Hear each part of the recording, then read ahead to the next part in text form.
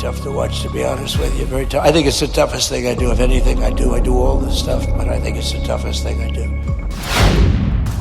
22 जुलाई 2026, Marietta, Georgia, America.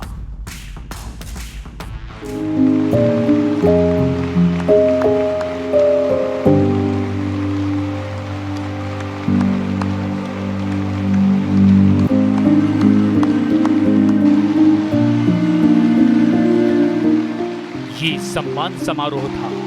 अमेरिकी सैनिकों की बहादुरी को सलामी देने का मजमा लगा था, लेकिन मंच पर ट्रंप का वही पुराना तेवर था। ईरान पर वही धमकियां, वही धौंस, ईरान को परमाणु ताकत बनने से रोकने का वही दावा।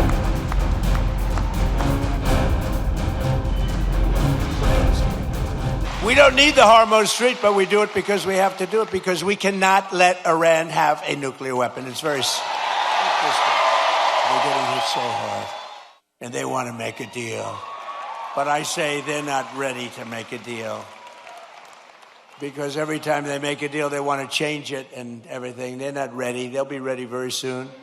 ट्रंप की बातों पर खूब तालियां बजी, लेकिन जैसे ही उन्होंने लेफ्टिनेंट टायलर फीहन के परिवार का रुख किया, माहौल बदल गया। Our hearts forever, and I just want to thank you. It's an honor to have you here today. Please. तालियां बजा रहे ट्रंप खुद इमोशनल हो गए, क्योंकि टायलर फीहन की फैमिली फूट कर रो रही थी। ऐसे भावुक पल में ट्रंप कहने पर मजबूर हो गए कि ये उनकी जिंदगी का सबसे कठिन काम है। Very tough to watch, to be honest with you. Very tough. I think it's the toughest thing I do. If anything I do all this stuff, but I think it's the toughest thing I do. But to Sherry and Stephen and David, we will carry Tyler's memory in our hearts forever, and I just want to thank you. It's an honor to have you here today. Please.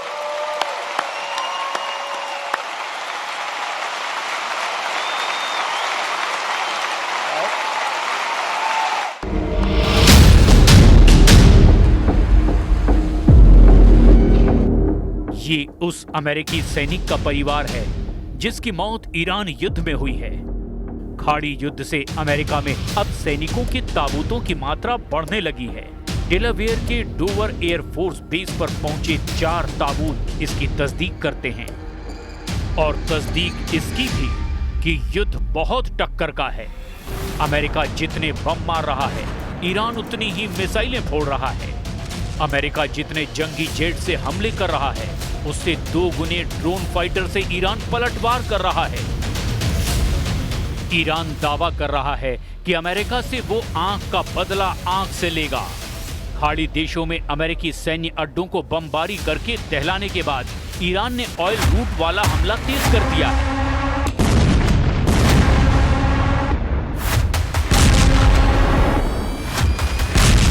Iran के नए war plan को Yemen के Houthi fighter अंजाम दे रहे हैं।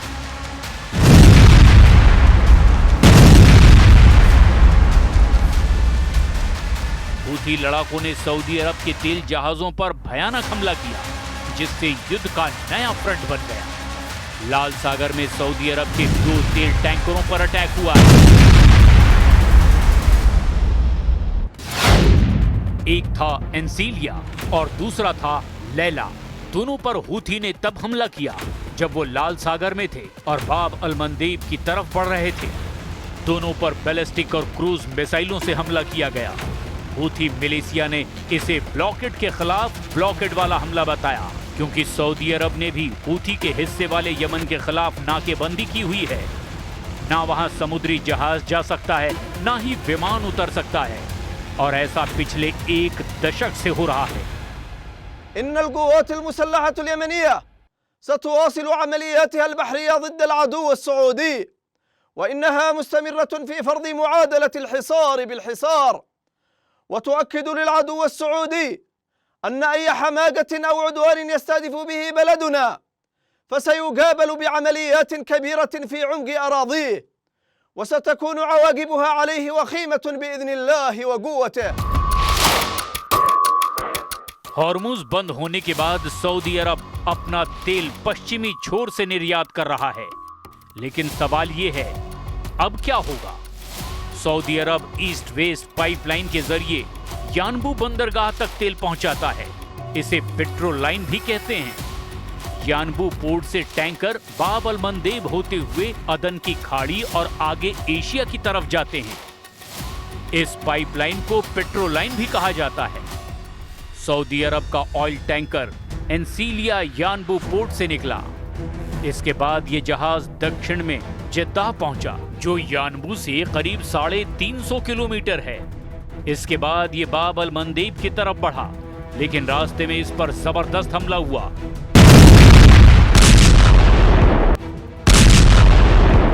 Do you believe that Iran has moved nuclear centrifuges into Pickaxe Mountain? It doesn't mean anything unless they have the material. You're talking about the centrifuges. Yeah, it doesn't mean anything unless they have the material. They don't have. We follow the material. That's where the action is, and we'll be hitting that area probably pretty soon. And there's not a thing they can do about it. Normally I wouldn't say that. If I thought they could do something about it, I would never say that. But we'll be hitting that area pretty soon, and very heavily.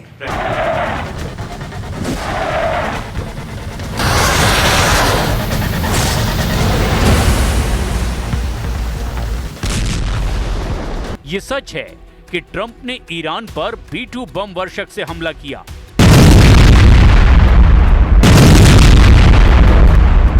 उन्होंने bunker buster के धमाके किए। Tom hoc मिसाइलों की बौछार Iran पर की गई।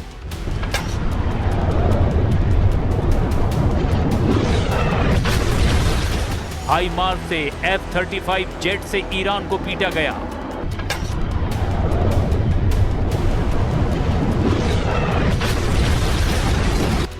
ईरान के हमलों से बचने के लिए अमेरिका ने थार्ड का भरपूर इस्तेमाल किया, मगर ईरान टस से मस नहीं हो रहा है, जिसके मायने ये हैं कि ईरान के पास कुछ तो स्पेशल है, ऐसा सीक्रेट वेपन जिससे ट्रंप अनजान है। तो क्या है मुस्तबा के अंडरवर्ल्ड का वो सीक्रेट? क्या कोई कमांडर का दिमाग है, या फिर सुपर पावर से युद्ध की अजीब प्लानिंग? क्योंकि ईरान ऐलान कर रहा है कि अगर अमेरिका जमीन पर युद्ध में आया तो उसे कुचल डालेगा।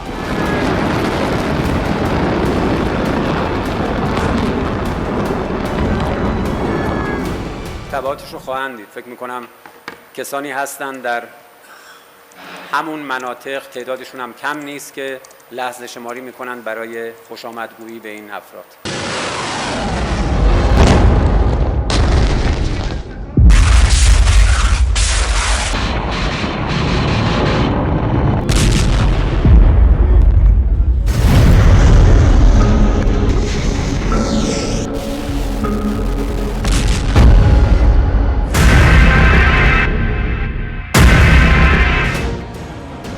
ईरान से ग्राउंड पर युद्ध में अमेरिका को लाखों सैनिक उतारने पड़ सकते हैं, और अमेरिका ये जोखिम अकेले लेने के लिए फिलहाल तैयार नहीं, क्योंकि डर ये है कि अगर मुस्तबा के अंडरवर्ल्ड में सुपर पावर फंसा तो वहां से निकलने का कोई रास्ता नहीं है।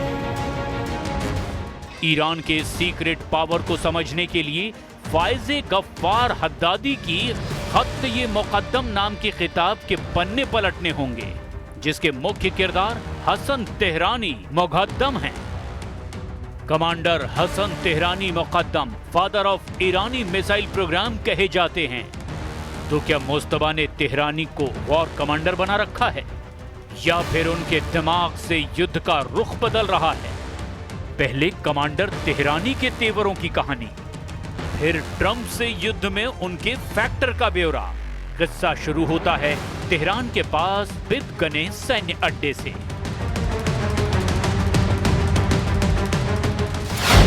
12 नवंबर 2011, बिदगने तेहरान।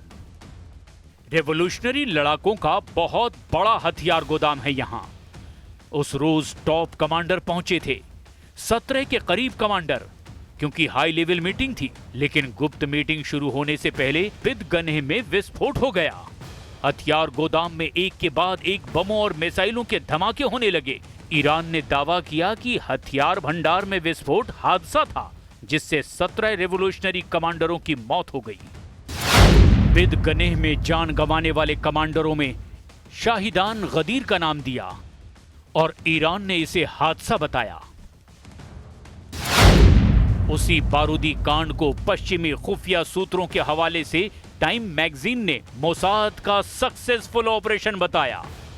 द गार्डियन ने ईरानी सरकार के सूत्रों के हवाले से बिन गने कांड को गुप्त युद्ध में इजराइल की बहुत बड़ी जीत बताया,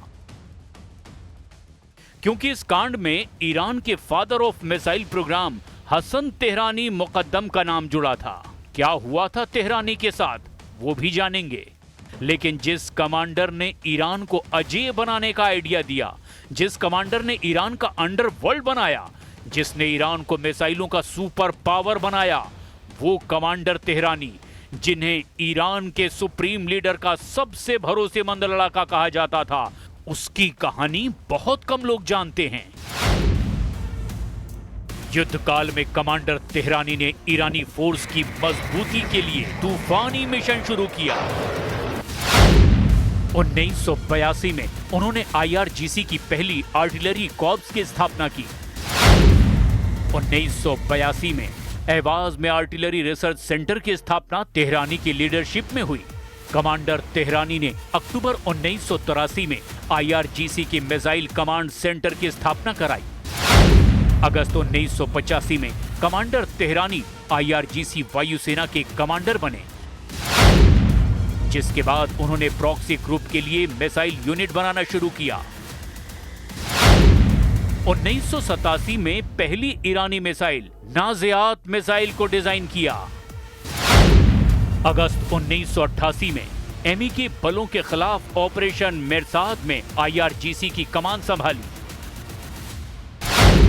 जुलाई 1987 से उत्तर कोरिया के स्कड-B मिसाइलों से ईरान धमाके करने लगा था। कमांडर तेहरानी की बुलेट प्रूफ प्लानिंग ने युद्ध का रुख पलट दिया था। 8 साल चली लंबी लड़ाई खत्म हो गई, लेकिन कमांडर तेहरानी रुके नहीं। उन्होंने ईरान के अंडरवर्ल्ड की बुनियाद रखी, जिसकी काट किसी दुश्मन के पास नहीं, क्योंकि ईरान ने पाताल लोक में ऐसे युद्ध मुख्यालय बना रखे हैं जिनकी तलाश किसी युद्ध से कम नहीं। पहाड़ों में, रेगिस्तान में, बंजर बियाबान में बने ईरान के गुप्त सैन्य अड्डों की ये भूल भुलैया सुप्रीम लीडर मुस्तफा का अंडरवर्ल्ड है।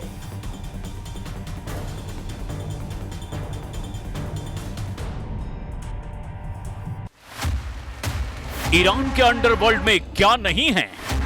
लंबे युद्ध का हर हथियार यहां मिलता है। ईरान के सबसे खूंखार ड्रोन शिकारी यहां मिलते हैं। जिस पिकैक्स पहाड़ को ट्रंप उखाड़ना चाहते हैं, वहां का इनसाइड सीक्रेट ही होश उड़ा देने वाला है। ये पहाड़ी परमाणु पावर हाउस ईरान ने क्यों बनाया, उसकी भी वजह बेहद दिलचस्प है। 31 जनवरी 2018 को मोसाद ने तेहरान के शोराबाद में एक गोदाम से ईरान के परमाणु प्रोग्राम सीक्रेट उड़ा लिए थे। मोसाद एजेंट्स ने 55,000 डिजिटल फाइल्स और 183 CD सीक्रेट ऑपरेशन में हासिल की थी। 30 अप्रैल 2018 नेतन्याहू ने इन्हीं सबूतों को दिखाकर ईरान के एटमी प्रोग्राम पर बड़ा पर्दाफाश किया था। ईरान के प्रोजेक्ट AMAD के खुलासे के बाद इजराइल के हमले शुरू हो गए थे। 2 जुलाई 2020 को ईरान के नतांज एटमी सेंटर में बड़ा विस्फोट हुआ और जबरदस्त आग लगी, और इसके बाद नतांज साइट के एडवांस सेंट्रीफ्यूज सेंटर को भारी नुकसान हुआ। ईरान ने इस हमले के आरोप इजराइल पर लगाए, लेकिन इजराइल ने जिम्मेदारी इसकी बिल्कुल नहीं ली। 11 अप्रैल 2021 को नतांज साइट पर सबसे बड़ा साइबर अटैक हुआ। इससे एटमी अड्डे की पावर सप्लाई बंद हो गई थी, जिससे सेंट्रीफ्यूज को नुकसान पहुंचा। इजराइल ने दूसरी बार भी नतांज पर हमले से पल्ला झाड़ लिया, लेकिन यही टर्निंग पॉइंट था। ईरान ने पिकैक्स पहाड़ के नीचे पाताल लोक में सीक्रेट एटमी अड्डा बनाने का फैसला कर लिया था। Think tank institute for science and international security के मुताबिक पिकैक्स माउंटेन पर 2020 में काम शुरू हुआ था, लेकिन नतांज फैसिलिटी में धमाके के बाद तोड़फोड़ हो गई थी। उस समय ईरान ने कहा था कि नतांज में हुई तोड़फोड़ से काफी नुकसान हुआ है। उसी साल सितंबर में ईरान के तत्कालीन nuclear chief Ali Akbar Salehi ने बताया था कि ईरान एडवांस सेंट्रीफ्यूज बनाने के लिए नतांज के पास पहाड़ के बीचों बीच हर तरह के आधुनिक, बड़ी और ज्यादा व्यापक फैसिलिटी बनाना शुरू कर चुका है, जहां मशीनें यूरेनियम को तेजी से घुमाकर उसे एनरिच करती हैं और यूरेनियम फ्यूल बनाती हैं। ISIS थिंक टैंक ने सैटेलाइट तस्वीरों के विश्लेषण से पिकैक्स माउंटेन पर 2 एंट्री गेट और चारों तरफ सुरक्षा दीवार की पुष्टि की है। रॉयटर्स के मुताबिक पिकैक्स पहाड़ की सुरंग के एंट्री गेट की मजबूती बढ़ाने से यहां बंकर बस्टर बमों का इस्तेमाल भी जाया जाएगा। द गार्डियन ने अपनी रिपोर्ट में बताया कि एक्सपर्ट मानते हैं कि ईरान ने जमीन में बहुत गहराई में कॉम्प्लेक्स बना करके अमेरिका के हवाई हमलों से खुद को सेव कर लिया है।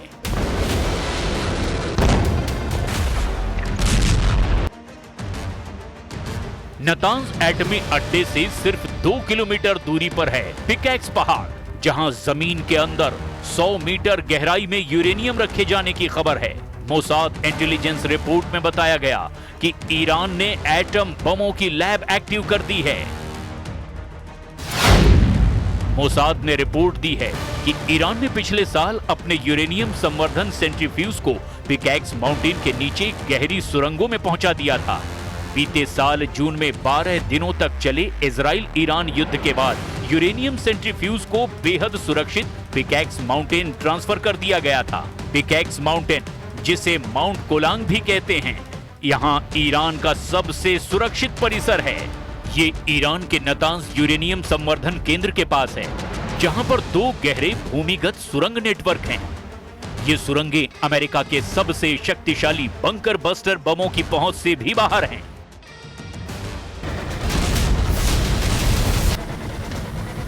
ईरान के एटमी प्रोग्राम पर मिले अलर्ट से अमेरिका और इजराइल बेहद गुस्से में हैं। ट्रंप 100 बार ये बात कह चुके हैं कि ईरान को किसी भी कीमत पर एटम बम नहीं बनाने देंगे, लेकिन मोसाद की रिपोर्ट बता रही है कि न्यूक्लियर ग्रेड यूरेनियम को मोस्तबा के कमांडर सीक्रेट लोकेशन पर सेफ जोन में रख चुके हैं। क्या इसी वजह से ईरान को समझौते के प्रस्ताव मिलने लगे हैं?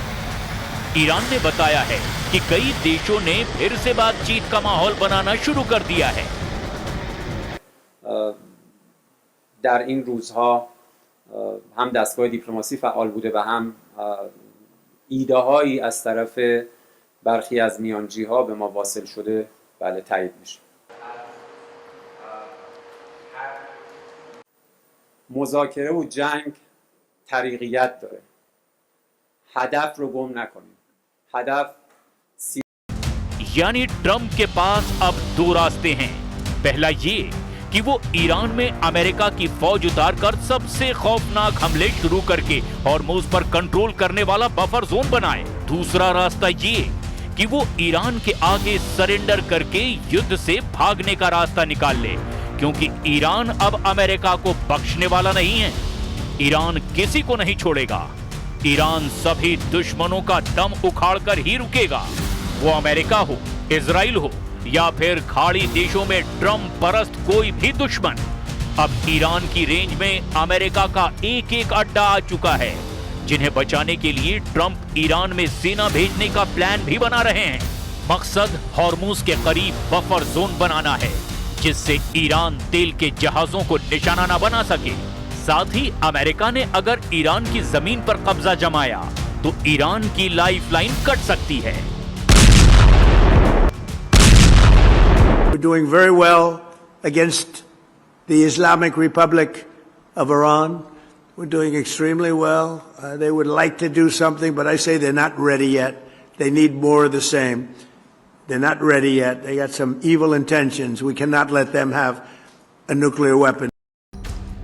क्योंकि ट्रंप प्लान बना रहे हैं कि ईरान में ग्राउंड ऑपरेशन के लिए अमेरिकी सैनिकों की जगह सीक्रेट अलायंस को उतारा जाए, लेकिन अभी कई खाड़ी देश इस मिशन के लिए रेडी नहीं हो रहे हैं। इसी वजह से ट्रंप पिकैक्स पहाड़ को बंकर बस्टर बमों से तोड़ डालने की धमकी दे रहे हैं। हालांकि पिकैक्स के ढह जाने से भी ईरान को फर्क पड़ने वाला नहीं है, क्योंकि मुस्तबा का अंडरवर्ल्ड व्यापक है, रहस्यमयी है और इसकी अब तक जितनी तहें खुली हैं उतनी ही अब भी बंद हैं।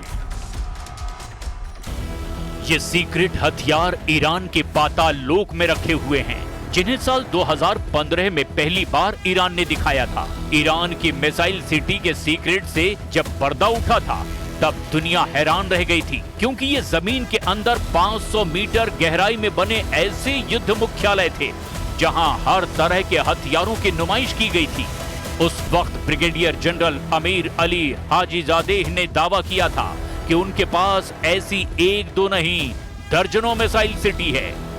कमांडर तेहरानी के बाद हाजीजादेह को ही ईरान के अंडरवर्ल्ड का बॉस बनाया गया था। साल 2009 के बाद अमीर अली हाजीजादेह को ईरान की मिसाइल ड्रोन और भूमिगत मिसाइल सिटी रणनीति का मुख्य वास्तुकार माना जाता है। ब्रिगेडियर हाजीजादेह ने तब ये साफ नहीं किया था कि वो किस लोकेशन की मिसाइल सिटी का वीडियो दिखा रहे हैं। और इतना ही नहीं, ईरान की मिसाइल सिटीज की लंबाई चौड़ाई को लेकर कभी कोई सटीक नक्शा भी जारी नहीं किया गया। ये एक टॉप सीक्रेट है। लेकिन सैटेलाइट तस्वीरों, लीक वीडियो और सैन्य विशेषज्ञों के विश्लेषण के मुताबिक मुस्तबा के अंडरवर्ल्ड का कुछ अंदाजा लगाया गया है। जैसे कि ईरान की मिसाइल सिटी काफी बड़ी है, ये किसी भूल भुलैया की तरह है। ये कोई एक सीधी सुरंग नहीं होती, ये हजारों कमरों और रास्तों का एक जाल सा है। दुश्मन को ये पता ही नहीं होता कि मिसाइलें असल में किस हिस्से में रखी है। ये मिसाइल सिटी इतनी लंबी है कि इनके अंदर ट्रक और मिसाइल लॉन्चर्स आसानी से एक छोर से दूसरे छोर तक दौड़ सकते हैं। ईरान के कमांडर ये दावा करते हैं कि उनकी मिसाइल सिटी देश के लगभग सभी राज्यों में है। अगर सभी मिसाइल सिटी एक दूसरे से जोड़ दी जाएं तो नेशनल हाईवे जैसा विशाल नेटवर्क बन सकता है। ईरान ने सुरंगों को इस तरह से बनाया है कि अगर एक हिस्सा बमबारी में ढह भी जाए तो दूसरा हिस्सा काम करने लगता है, और इसे कंपार्टमेंटलाइजेशन कहते हैं, यानी कि एक हिस्सा दूसरे से पूरी तरह कट सकता है। ईरान की मिसाइल सिटी में असेंबली हॉल है जहां मिसाइल्स के पुर्जे जोड़कर उन्हें तैयार किया जाता है। फ्यूल डिपो है जिसमें मिसाइल ईंधन को सुरक्षित रखने के लिए अलग सेक्शन है। इनमें बैरक्स भी हैं जहां हजारों सैनिकों के रहने के लिए कमरे हैं। मिसाइल सिटी में मेस है, मेडिकल सेंटर है। युद्ध की स्थिति में ये मिसाइल सिटी कमांड सेंटर का काम भी करने लगती है। यहाँ युद्ध के दौरान पूरी सैन्य कार्रवाई को जमीन के नीचे से ही कंट्रोल किया जाता है।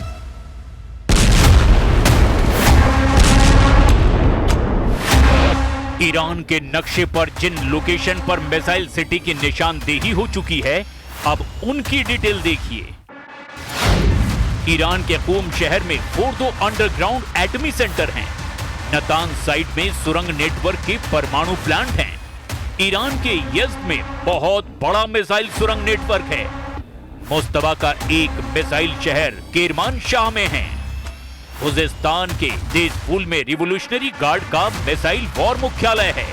इसके अलावा फारस की खाड़ी के दक्षिण तट पर कई अंडरग्राउंड मिसाइल सिटी भी मौजूद हैं।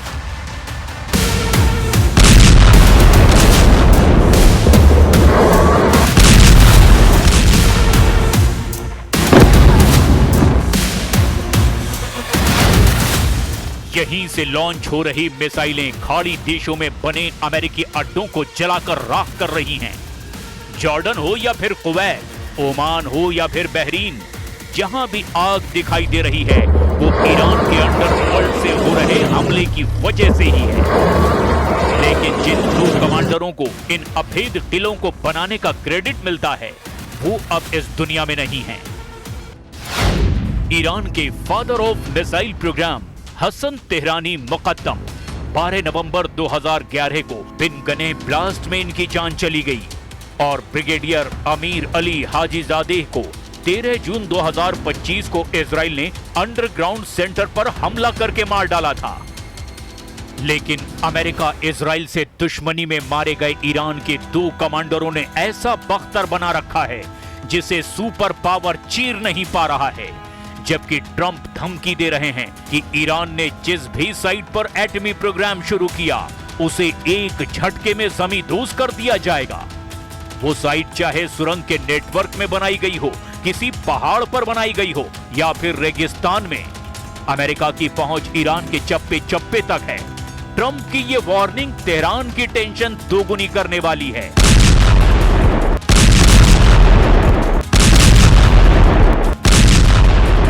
And we will absolutely attack.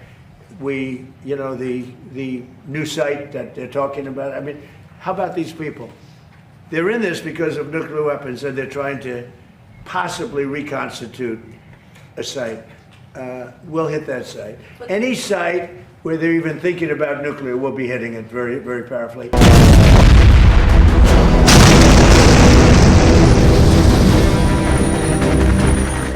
Iran के परमाणु कार्यक्रम को खत्म करने पर अड़ा अमेरिका अब सऊदी अरब को एटमी पावर बनाना चाहता है। ट्रंप ने सऊदी अरब के साथ परमाणु समझौते को औपचारिक रूप से मंजूरी भी दे दी है। ये डील हुई तो सऊदी अरब को अमेरिका से मिलेगा एक सिविलियन न्यूक्लियर प्रोग्राम और फिर सऊदी अरब यूरेनियम संवर्धन भी कर पाएगा।